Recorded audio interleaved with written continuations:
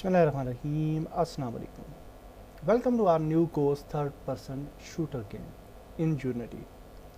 This course will be a little bit different and you will learn a lot of things in this course, and we are going to use Invector template for our character controllers.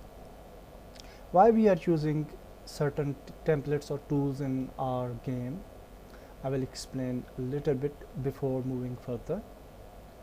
Actually, if you are an indie game developer, it's very difficult for you to create AAA quality game from scratch.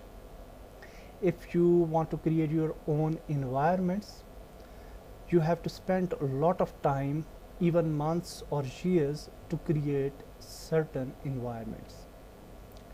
After that, you have to create character controller, and it will take a lot of time as well. First, you have to create your character, you have to model, then you have to rig, then you have to animate, then you will bring it to Unity, and then you will start scripting.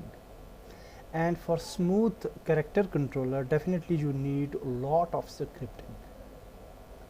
Also, for sounds, you have to create your own music, sounds, etc. And in fact, you will spend a lot of time, lot of months, even years to complete a single AAA game. And after building that game, you are not sure that if that game can create some earning or not. So for indie game developers, tools are very important. With use of certain tools, we can create nice AAA quality games with lesser time.